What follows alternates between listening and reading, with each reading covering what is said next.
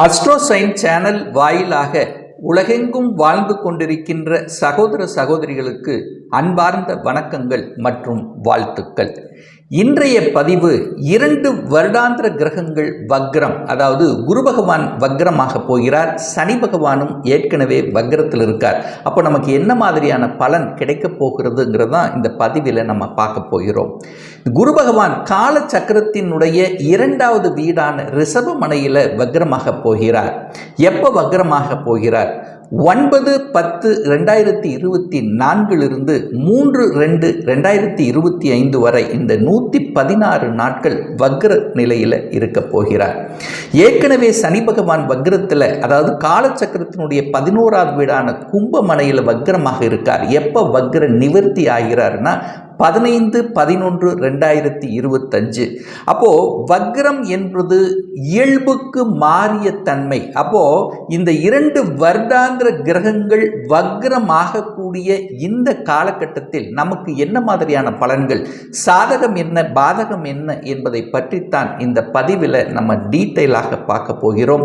அதற்கு முன்னால் நம்முடைய சேனலை ஃபர்ஸ்ட் டைம் நீங்கள் பார்ப்பவர்கள் என்றால் மறக்காம சப்ஸ்கிரைப் பண்ணிக்கிங்க. மிதுன ராசி அன்பர்களே, குரு பகவான் சனி பகவான் 2 வருடாந்திர கிரகங்கள் வக்ரமாக இருக்கிறது. அப்போ இந்த வக்ரமாகக்கூடிய இந்த காலகட்டத்தில் என்ன பலன் அப்படின்னு பார்க்கும் பொழுது, இந்த குரு பகவான் இந்த மிதுன ராசி அன்பர்களுக்கு யார் அப்படின்னா பாதகத்தை செய்யக்கூடியவர் தான் அந்த குரு. அந்த குரு இப்போ வக்ரமாகிறார். அப்போ நல்லது தானே. அப்போ எங்கே இருக்கார்? 12ஆம் இடமான விரயஸ்தானத்தில் அமர்ந்து வக்ரமாகிறார். அப்போ இதுவரைக்கு ஒரு திருமணம் சார்ந்த விஷயத்தில் ஒரு தொந்தரவு, ஒரு பிரச்சனை, திருமணமே நடக்க மாட்டேங்குது, திருமணம் நடந்திருந்தாலும் கணவன் ஒரு சைடில், மனைவி ஒரு சைடில், ஸோ இந்த மாதிரியான ஒரு சின்ன சின்ன நெருடல்களை கொடுத்து கொண்டிருந்த இந்த மிதுன ராசி என்பர்களுக்கு இந்த காலகட்டம் நல்லது நடக்கக்கூடிய தன்மை. கணவன் மனைவிக்கு இடையே பிரிவினை இருந்தவர்கள் ஒன்று சேர்வதற்கான ஒரு காலகட்டம். திருமணமே நடக்கல, சில தடைகளை கொடுத்து கொண்டிருந்ததுன்னா இப்ப திருமணம் திடீர் என்று நடக்கக்கூடிய ஒரு காலகட்டமாக இந்த மிதுன ராசி என்பர்களுக்கு நிச்சயமாக அமையும். கூட்டு தொழில் சார்ந்த விஷயத்தில் இருந்து வந்த பிரச்சனைகள் விலகக்கூடிய தன்மை, நண்பர்கள் மூலமாக இருந்து வந்த பிரச்சனைகள் விலகக்கூடிய தன்மை, அதாவது சமுதாயத்தில் ஒரு பெயரையும் புகழையும் தரக்கூடிய சில சந்தர்ப்ப சூழ்நிலைகளை நிச்சயமாக உருவாக்கும். பதவி, புகழ், பட்டம் இதெல்லாமே கிடைக்கக்கூடிய தன்மை இருக்கும். என 10ஆம் அதிபதியாக இருக்கக்கூடியவர் தான் அந்த குரு பகவான். அங்கே ராகு இருக்கிறதுனால, பிரம்மாண்டமாக இருக்கக்கூடிய அந்த ராகு இருக்கிறதுனாலையும் அந்த குரு பகவான் வக்ரமாக இருக்கின்ற காரணத்தால் வெளிநாட்டுக்கு செல்லக்கூடிய வாய்ப்புகள் ஒரு சிலருக்கு நிச்சயமாக ஏற்படுத்தும். பிரயாணங்கள் செய்யக்கூடிய தன்மை, தொழில் ரீதியாக பிரயாணங்கள் செல்லக்கூடிய தன்மை, வெளிநாட்டு தொடர்புகளை கொடுக்கும். மந்தமாக இருந்த விஷயங்கள் இப்போ சுறுசுறுப்படையக்கூடிய தன்மையை இந்த தொழில் ரீதியாக நிச்சயமாக ஏற்படுத்திவிடும். தொழிலில் செட்டில் ஆகலை, அதாவது வேலையில் செட்டில் ஆகலை அப்படின்னு இருக்கக்கூடிய மிதுனராசி என்பவர்கள் இப்போ செட்டில் ஆகக்கூடிய தன்மை, அதாவது ஒரு நல்ல வேலை கிடைக்கலையே, தான் படித்த படிப்பு ஒன்று, நான் பார்க்கக்கூடிய வேலை ஒன்று என்று இருக்கின்றவர்கள், அல்லது வேலையில் சில அழுத்தம் பிரஷரோடு இருக்கக்கூடியவர்கள், எங்கே எனக்கு அங்கே திருப்தியே இல்லையே, வேலை செய்கிற இடத்துல திருப்தி இல்லையே, ஒரு மாறுதல் கிடைத்தால் நன்றாக இருக்கும் என்ற எண்ண ஓட்டத்தில் இருக்கக்கூடிய மிதுனராசி என்பவர்களுக்கு ஒரு நல்ல மாற்றத்தையும் முன்னேற்றத்தை கொடுக்கக்கூடிய ஒரு காலகட்டமாக அமையுங்கிறதுல எந்தவித மாற்று கருத்தும் இல்லை. அதுவும் குறிப்பாக அரசாங்க ரீதியில் நல்ல மாற்றங்கள் கிடைக்கக்கூடிய தன்மை, அரசாங்க பதவியில் இருப்பவர்களுக்கு ப்ரமோஷன் கிடைக்கக்கூடிய, இடமாற்றம் கிடைக்கக்கூடிய அமைப்புகள் இந்த காலகட்டத்தில் இருக்கிறது. நான் அரசாங்க வேலைக்குத்தான் போகணும் என்கின்ற எண்ண ஓட்டத்தில் இருக்கக்கூடிய இந்த மிதுனராசி என்பவர்களுக்கு நிச்சயமாக என கடந்த ஒரு 3 வருடங்களாகவே ஏதாவது ஒரு தடைகள், தாமதங்களை கொடுத்து அந்த அரசாங்க அந்த எண்ணங்கள், அந்த எக்ஸாம் எழுதினா கூட சின்ன சின்ன விஷயத்தில், அதாவது சின்ன மார்க் கேப்பில் நம்ம மிஸ் ஆகிருந்தது கூட இந்த காலகட்டம் நல்லவைகள் நடக்கக்கூடிய ஒரு காலகட்டமாக அமையும். வீடு சார்ந்த விஷயங்கள், நிலம் சார்ந்த விஷயங்கள் சாதகமாக இருக்கக்கூடிய ஒரு காலகட்டம். திடீரென்று ஒரு வீடு வாங்கக்கூடிய யோகம் உங்களுக்கு ஏற்பட்டுவிடும். நிலம் வாங்கணும், அதாவது விவசாய நிலங்களை வாங்கணும். ஏற்கனவே விவசாயத்தில் இருக்கக்கூடிய இந்த மிதுனராசி என்பவர்களுக்கு ஒரு நல்ல செழிப்பு கொடுக்கல, ஒரு மாற்றம் கொடுக்கல, விளைவித்த பொருள்கள் மூலமாக லாபம் கிடைக்கல. ஸோ இந்த மாதிரி இருக்கின்றவர்கள் இந்த காலகட்டத்தில் கணிசமான லாபம் கிடைக்கக்கூடிய ஒரு காலகட்டமாக அமையும். தாயினுடைய உடல்நலத்தில் இருந்து வந்த தொந்தரவுகள், பிரச்சனைகள் விலகும். தாய் ரீதியாக, தாய் குடும்ப ரீதியாக, தாய் வர்க்க ரீதியாக இருந்து வந்த கசப்புணர்வுகள் விலகக்கூடிய தன்மை, தாய்க்கும் உங்களுக்கும் நல்ல உறவு கிடைக்கக்கூடிய தன்மை, தாயை விட்டு பிரிந்தவர்கள் எல்லாம் ஒன்று கூடுவதற்கான ஒரு காலகட்டமாக அமையும். இதுவரைக்கும் ஒரு வாடகை வீட்டிலேயே தான் நான் இருந்துட்டு இருக்கிறேன்னா இப்போ சொந்த வீடு வாங்கக்கூடிய யோகம் உண்டு, அல்லது வீடு கட்டி அது வாடகை மூலமாக வருமானம் வரக்கூடிய அமைப்புகளும் இந்த காலகட்டம் உங்களுக்கு சிறப்பாக இருக்கு.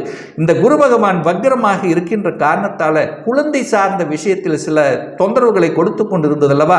என குருங்கிறது குழந்தை காரகன். அப்ப இதுவரைக்கும் குழந்தை கொடுக்கல, குழந்தை சார்ந்த விஷயத்தில் பிரச்சனைகளை சந்தித்துக் கொண்டிருக்கக்கூடிய மிதுனராசி என்பவர்களுக்கு அதை சார்ந்த குழந்தைகள் தன் பேச்சை கேட்கல, குழந்தையினுடைய படிப்பு சரியாக அமையல, குழந்தைகள் தான் ஆசைப்பட்ட விதத்தில் வளர்க்க முடியல, அல்லது குழந்தை தன்னை விட்டு வெளியில் இருக்கிறது, பிரிந்து இருக்கிறது, அதாவது ஒரு வெளிநாட்டில் போய் இருந்து கொண்டிருக்கிறது.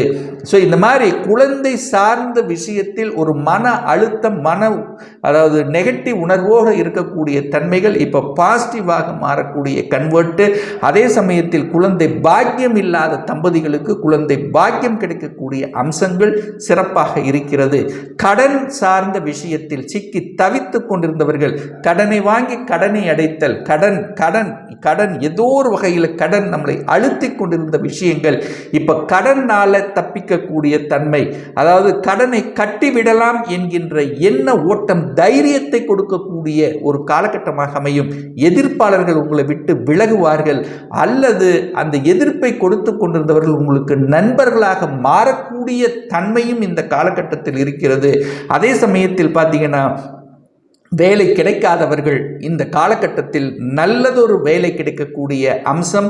என குரு அந்த வக்ரம் அடைந்து 6ஆம் இடம் என்று சொல்லக்கூடிய அந்த வேலை என்கின்ற இடத்தை பார்க்கறதுனால நிச்சயமாக வேலை கிடைக்கக்கூடிய தன்மை என்கிறது உங்களுக்கு அனுகூலமாக இருக்கிறது. குரு பகவான் 8ஆம் இடத்தை பார்க்கிறார், வக்ரமடைந்து 8ஆம் இடத்தை பார்க்கிறார். 8ஆம் இடம் என்பது வலி வேதனை, வெளிநாட்டு சம்பந்தப்பட்ட விஷயங்கள், வெளிநாட்டு வாழ்க்கையில் இருக்கின்றவர்கள் அல்லது வெளிநாட்டுக்கு போய் பிழைக்கணும் என்று எண்ணத்தில் இருக்கவர்கள், அங்கே போய் சம்பாதிக்கணுங்கிறவங்க, விசா அப்ளை பண்ணி காத்து கொண்டிருந்தவர்களுக்கெல்லாம் விசா கிடைக்கக்கூடிய வகையில் இந்த காலகட்டம் உங்களுக்கு சிறப்பாக இருக்கு. இந்த 116 நாட்கள் பார்த்தீங்கன்னா வெளிநாட்டு தன்மை, அதர் ஸ்டேட், அதர் டிஸ்ட்ரிக்ட், இந்த மாதிரி அந்த வெளிநாட்டு தொடர்புகள், அந்நிய மதத்தினர்கள், அந்நியர்களால் உங்களுக்கு அனுகூலங்கள், இது அத்தனையும் உங்களுக்கு சிறப்பாக இருக்கிறது அப்படிங்கிறத ஸ்ட்ராங்காக சொல்லலாம். அதே சமயத்தில் பார்த்தீங்கன்னா பூர்வீகத்தில் இருந்து வந்த குறைபாடுகள், அதாவது ஒரு சிலருக்கு பார்த்திங்கன்னா இந்த சகோதரிகளால் சில கருத்து வேறுபாடுகள் ஏற்பட்டிருக்கும், பாக பிரச்சனை, சொத்து பிரச்சனை. ஸோ இந்த மாதிரியான தன்மைகள் எல்லாம் இப்போ பேச்சுவார்த்தையின் மூலமாக சரி செய்யக்கூடிய சந்தர்ப்பங்களை நிச்சயமாக உருவாக்கும். அதே சமயத்தில் பார்த்திங்கன்னா இந்த காலகட்டம் தனம், அதாவது பொருளாதாரம் சார்ந்த விஷயங்களில் முன்னேற்றத்தை கொடுக்கக்கூடிய ஒரு காலகட்டமாக இருக்கும்.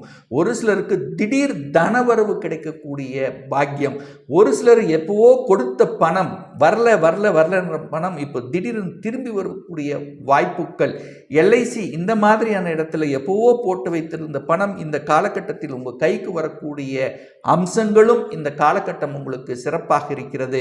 அந்த குரு 8 பார்க்கறதுனால ரொம்ப நாளாக வலி, வேதனை, துக்கம், துயரம் என்று சொல்லக்கூடிய வழக்கு சார்ந்த விஷயத்தில் சிக்கி தவித்து கொண்டிருப்பவர்களுக்கு கூட இந்த காலகட்டம் விடுதலையாக கூடிய சந்தர்ப்பங்கள் இருக்கும். ஒரு சிலர் பார்த்தீங்கன்னா சாதனை புரியக்கூடிய வாய்ப்புகள், அதாவது நீங்கள் எந்த தொழிலாக இருந்தாலும், எந்த துறையில் இருந்தாலும் அந்த துறை ரீதியாக சாதனை புரியக்கூடிய, உங்க பெயர் இன்னார் இவர் என்று சொல்லக்கூடிய அளவுக்கு புகழ் பெறக்கூடிய தன்மையும் இருக்கிறது. ஒரு சிலர் வங்கியில் பணியாற்றி கொள்ளக்கூடிய யோகம் இருக்கிறது. நீங்கள் வங்கி பணியில் எழுதுகிறீர்கள், எக்ஸாம் எழுதுறீங்கன்னா நிச்சயமாக வங்கி பணி என்பது உங்களுக்கு நிரந்தரமாக கூடிய வாய்ப்புகள், சந்தர்ப்பங்கள் இந்த காலகட்டம் உங்களுக்கு சிறப்பாக இருக்கிறது. சொல்லிக் கொடுத்தல், போதனைகளை செய்வது, சட்டம், நிதித்துறை, நீதித்துறை, இந்த மாதிரி குருவினுடைய காரகத்துவம் என்று சொல்லக்கூடிய அத்தனை விதமான தொழில்கள் மூலமாக ஒரு நல்ல மாற்றத்தை கொடுக்கக்கூடிய அம்சமாக இந்த வக்ர காலகட்டம் நிச்சயமாக உங்களுக்கு அமையும். ஒரு நல்ல தெய்வ வழிபாடு அப்படின்னு எடுத்துக்கொண்டால் இந்த வக்ர காலத்தில் ஒரு நல்ல பலனை அனுபவிக்கணும் அப்படின்னா திருச்செந்தூருக்கு சென்று அங்க இருக்கக்கூடிய முருகப்பெருமான், அங்க இருக்கக்கூடிய குரு பகவானை சென்று வழிபட்டு வந்தாலே இந்த குருவால் உங்களுக்கு கிடைக்கக்கூடிய நற்பலன்கள் நிச்சயமாக அமையுங்கிறது. அதாவது தனம் ரீதியாக சரி, குழந்தை பாக்கியம் சார்ந்த விஷயமாக இருந்தாலும் சரி, அல்லது வேலை சம்பந்தப்பட்ட வெளிநாடு சம்பந்தப்பட்ட அத்தனை முயற்சிகளும் உங்களுக்கு பலிதமாகுங்கிறதுல எந்தவித மாற்று கருத்தும் கிடையாது. இப்போ நான் சொன்னது பொதுவான ஒரு பலன்கள்.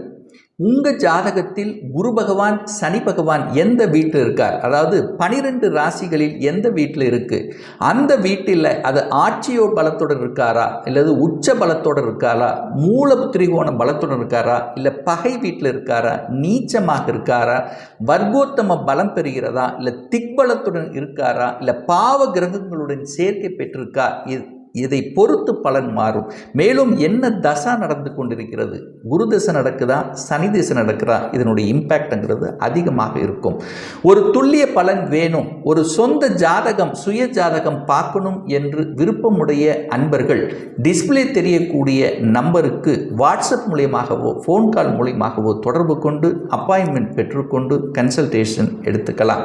நிச்சயமாக இந்த பதிவு ஏதாவது ஒரு ரூபத்தில் உங்களுக்கு யூஸ்ஃபுல்லாக இருக்குங்கிறதுல எந்தவித மாற்று கருத்தும் கிடையாது.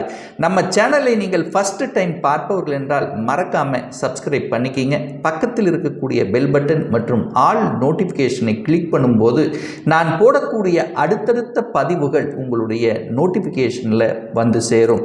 இந்த ராசி நட்சத்திர நேயர்கள் அனைவரும் வாழ்க வளர்க வளமுடன் என்று எனது வாழ்த்தினை தெரிவித்துக் கொண்டு விடைபெறுகிறேன். நன்றி, வணக்கம், வாழ்த்துக்கள்.